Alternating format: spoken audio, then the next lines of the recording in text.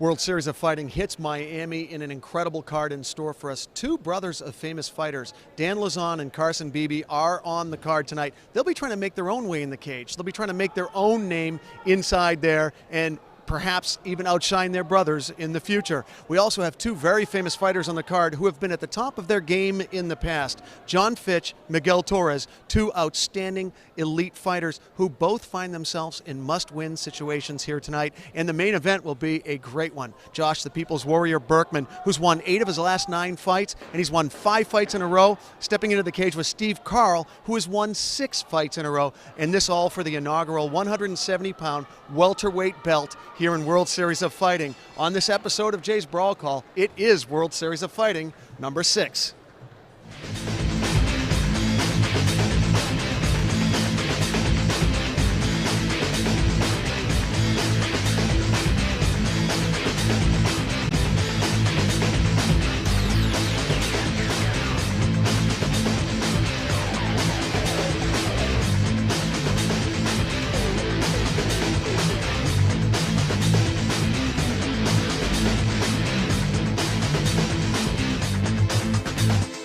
We're here with Ray Sefo, the president of World Series of Fighting, and I was just telling Ray off camera before we lit up that what a card you put on here tonight here in Florida. I mean, this is a world-class card, and I think the people of Florida really appreciate it, Ray. Well, thank you. I appreciate that. I mean, you know, obviously our job is trying to better each show as we move forward, and I mean, the card's an amazing card. I'm super amped and super excited about Josh Berkman and Steve Carl. You know, our first world title, amazing guys. You know, personally, they're very personable guys, but, you know, also great fighters, and they've proven that time and time again. So it's really exciting times for us, for World Series of Fighting. I mean, it's amazing you put these two guys together. Josh has won 8 out of his last 9 fights. Right. He's won 5 in a row. You got Steve Carl has won 6 fights in a row. These guys deserve to go for your inaugural belt. Absolutely, I totally agree. Josh says from the beginning, you know, in a few interviews, the first 30 years of his life was for himself, and this next 30 years of his life for his family. And I mean, he's shown that in the cage. He's amazingly improved so much from his first fight for World Series of Fighting to, you know, beating John Fitch in his last. So that's truly amazing. And Steve Carl comes out and wins a submission by the first round. So, you know, amazing. And I'm excited for the guys. I'm really excited for this fight. Your co-main is awesome. You Right. got two brothers of famous fighters who are both looking to make their own way and make their own name in the cage. You know, you got Carson Beebe, you got Dan Lauzon. They don't want to be in the shadow of their brothers anymore. You Right. know they're going to be giving everything they got in the cage. No, absolutely. I mean, you know, I was talking to Joe earlier, and he was saying that Dan is such an amazing fighter, such an amazing athlete. So, you know, and he says that he's more nervous for him fighting, for his brother fighting than himself. And I'm like, absolutely. My younger brother and I have been on the same card at the same time, you know, and I mean, you know, on the same night. So I know exactly how that feels, you know what I mean? But yeah, Dan himself is a great fighter. Joe is a great fighter. So I think we expect another good fight for those guys. You know, Dan Lauzon's facing Justin Cagey, who's an amazing fighter himself. 9 wins, undefeated. It's truly amazing how the sport's evolved so much that he's this wrestler and he's won by either submission or knockout. Isn't that crazy? I know. It's so weird when that happens, but it seems to happen more and more in the cage, which makes the sport interesting to me. Absolutely. Ray was right, and all the hype around Justin Gaethje is valid. He was 7-0 as an amateur and 9-0 as a pro coming into this fight with Dan Lauzon. 16 fights without a loss. UFC vet Lauzon came into this fight on a 5-fight win streak himself, looking great. Boss Rutan and Todd Harris with the call. Just what speed, like you said it, full speed. Comes forward, will not go back. And here was the end. Gaethje getting it done, and the TKO. Justin Gaethje standing by with our Joey Varner.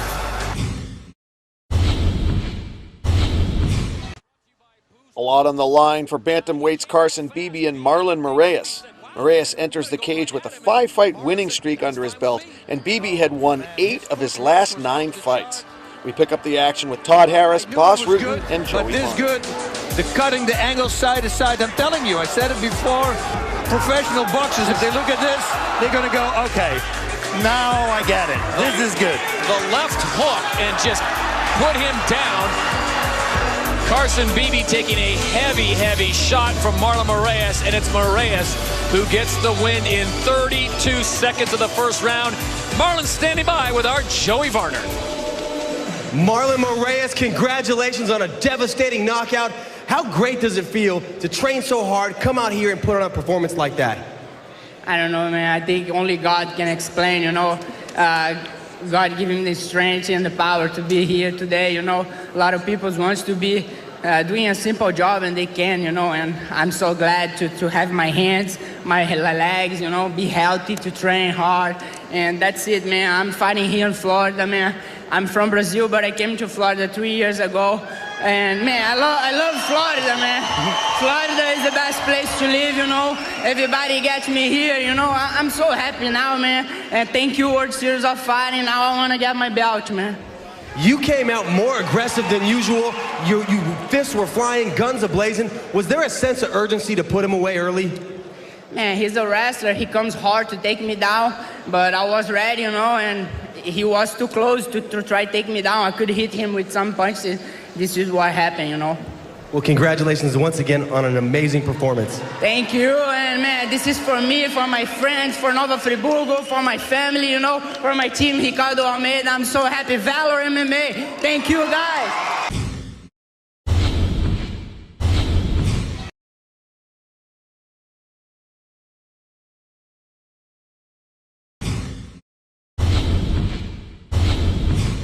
Here with Anthony Rumble Johnson, who is tearing it up in the World Series of Fighting. His last match, the big win against Andrei Arlovski. How nice does it feel to find a real solid home where you can demonstrate your skills and where you're well respected? Feels good. I mean, I don't feel like I have to look over my shoulder right now. I feel like, you know, this is a place I belong. I feel comfortable, and I don't have any worries.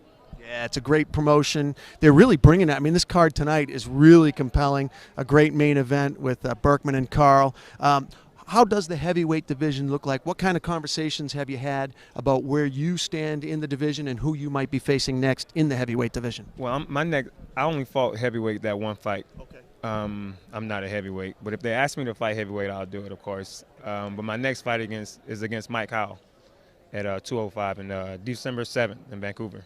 It's funny, I was sitting here with my crew and we were watching you talk to some of your friends and we're looking at him. I'm like, light heavy or heavy? Light heavy or heavy? We're trying to figure it out. We looked at your back and we compared you to Jason, and I said, how much do you weigh, Jason? He said 240. And I said, okay, then Anthony's definitely a heavyweight. How hard is a cut once you go up? What do you weigh? What do you walk around at? I'm 235 right now. Okay. Yeah. Okay. How hard is cutting 30 pounds for a world-class fight? You know, since I went up to 205, life has been beautiful. I have no worries about cutting weight. You know, being out for so long with my injury because I broke my hand against Arlovski, I picked up some extra weight that I didn't need to pick up, you know, because I couldn't do anything. Nobody's fault. You know, I was just being lazy. But it's coming off. I'm eating healthy again. I'm training hard every day. So the weight is going to come off. I'm not worried about my weight issues anymore. You said you'd be happy to fight in the heavyweight division or the light heavyweight division. Do you have a preference? No. Okay. Well, actually, I do. I prefer 205 because I don't need to be fighting guys like Arlovski. That dude is strong. He hits hard. He's tough. But I'll do it again if they ask me to. And have they given any inclination? I'm very curious to know because we love to watch you in the light heavyweight division because I think in that division your hands are so fast and you're so much bigger and stronger than most of the other light heavies. Have they given any inclination about where they would prefer you? No, they honestly, like Ray Sefo said it yesterday, I'm going to be where I'm comfortable at. I'm comfortable at 205. You know, I mean, fighting at heavyweight was cool because I got to, you know, not be too strict on my diet, but strict enough. But getting down to 205, I got to eat clean.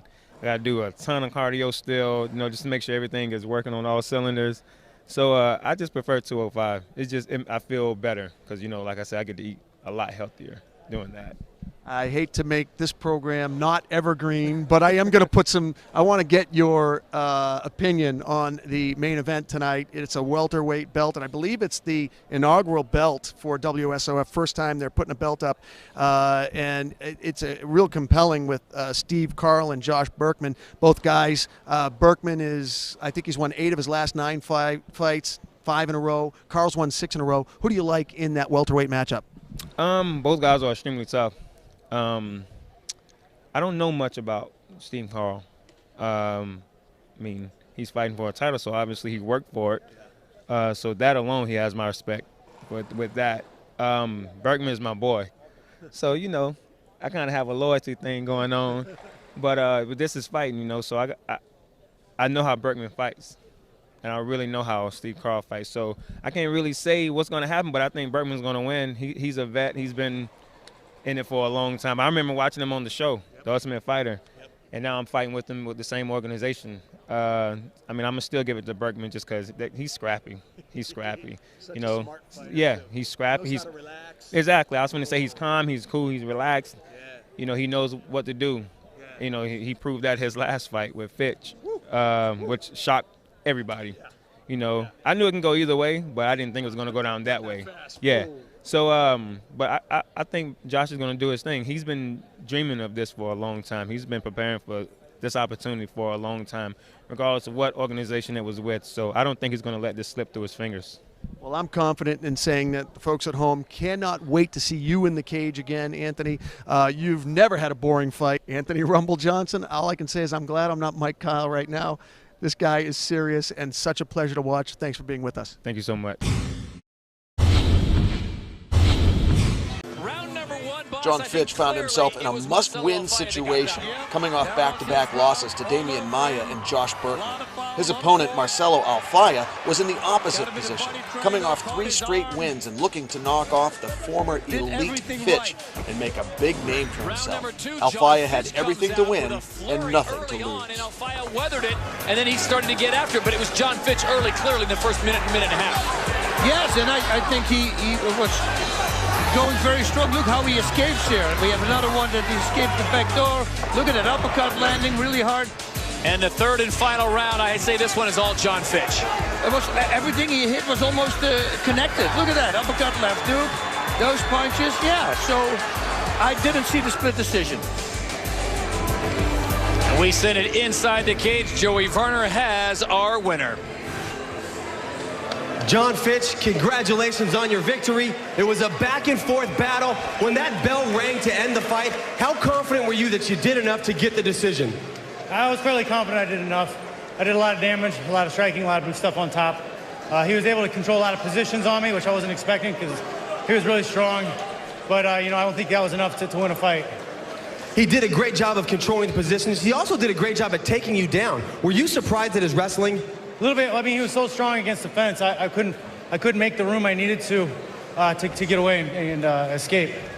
Tonight in the main event, first ever World Series of Fighting welterweight title on the line. Who do you like, Berkman or Carl? Man, it's tough to pick, but I gotta pull for Berkman because I want that rematch and I want to do it for the belt. Awesome. Well, once again, congratulations on your victory. Thank you very much. Thanks for having me, guys. Love you, Miami.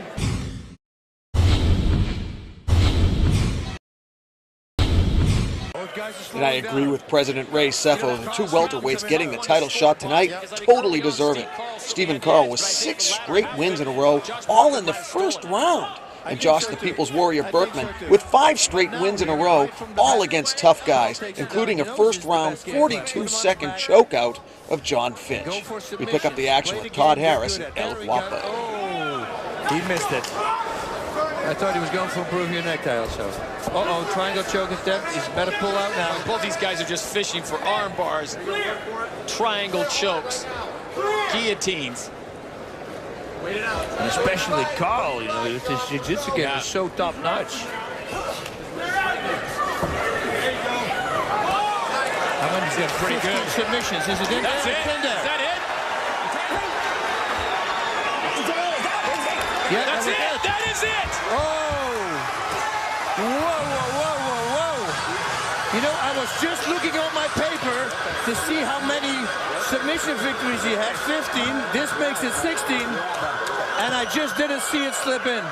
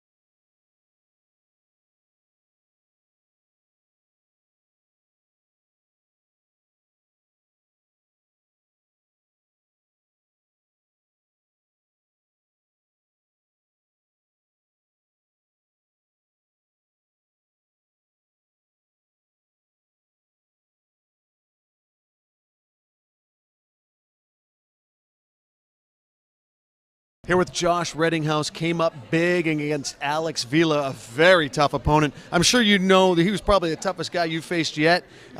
You've got to feel really happy with the win. Very happy. Definitely the toughest guy I've ever fought. I was expecting to win. I didn't come all the way to Florida to lose, so it's not, I expected it. There was a lot of good back and forth. He's known as very tough on the ground. You were real flashy on your feet. You had some real good movement, good head movement, great kicks. Do you attribute your stand-up game as to what gave you the edge in the decision? Most definitely. That's what I was looking for coming into the fight. I was looking to shut down his takedowns. I told people don't sleep on my wrestling either. I said don't be surprised if you see him on his back. I put him on his back once. But the game was to outstrike him, stuff his takedowns. I was looking to put him away, wasn't able to, but a win's a win, and I'm still happy. I got a personal phone call from Brian Hallquist at Cage Sport up in Seattle. He wanted to wish you congratulations. He knew I was covering the fight, and he wanted to send out a special shout-out to you. You're a longtime veteran of Cage Sport, and he was so psyched to find out about your win. Awesome. Thanks, Brian. He's a great guy. Gave me the chance to fight on Cage Sport, gave me publicity, gave me great opponents to build my career on. And, I love Cage Sport. I'll be there in attendance. I'll be there cornering my guys. And, yeah, it was awesome.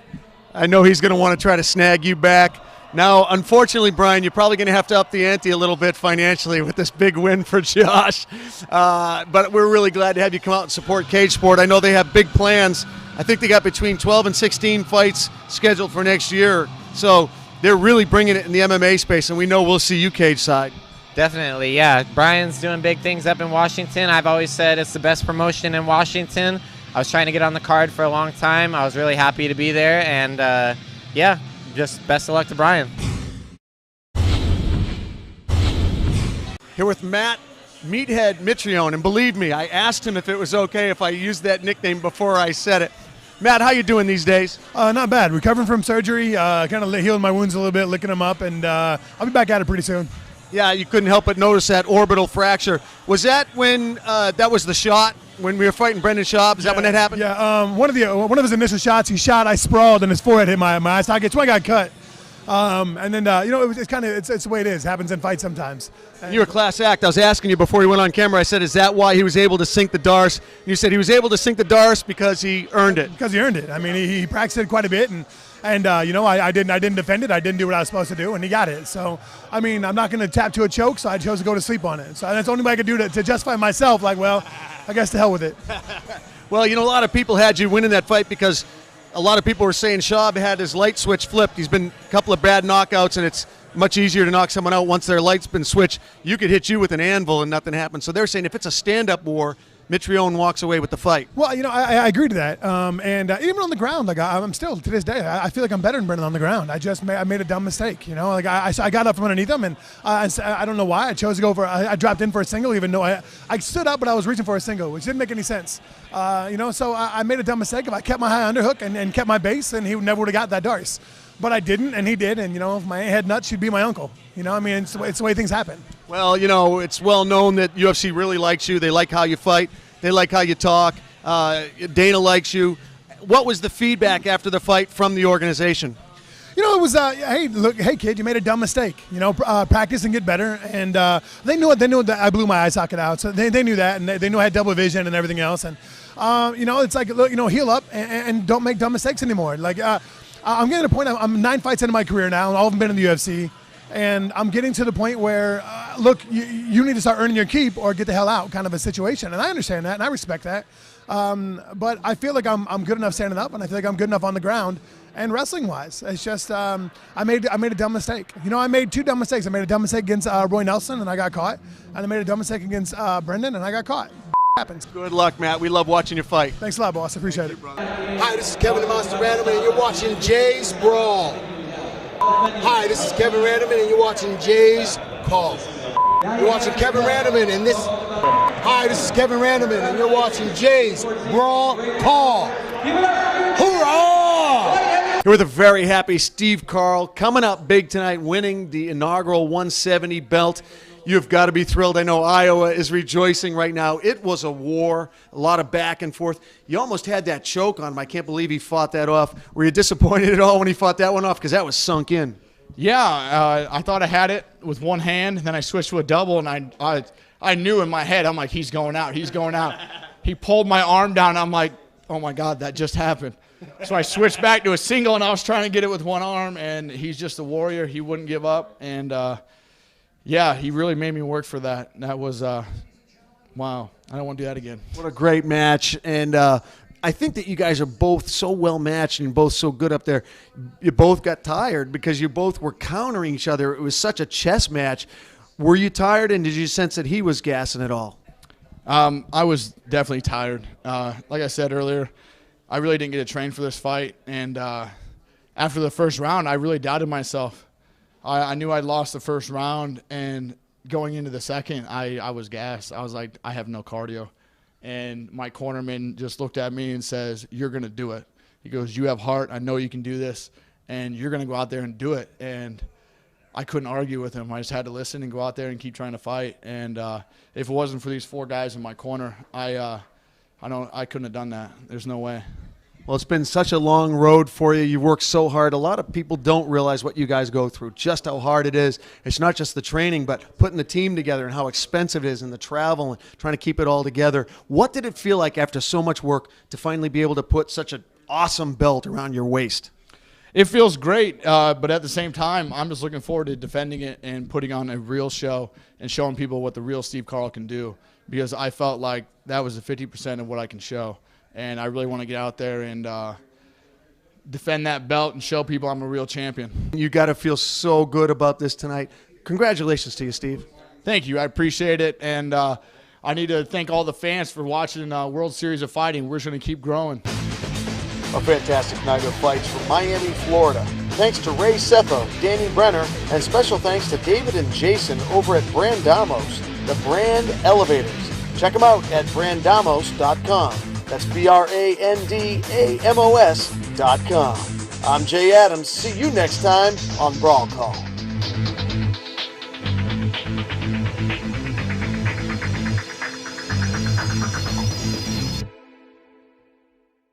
I'm Matt Mitrione, and you're watching Jay's Brawl Call.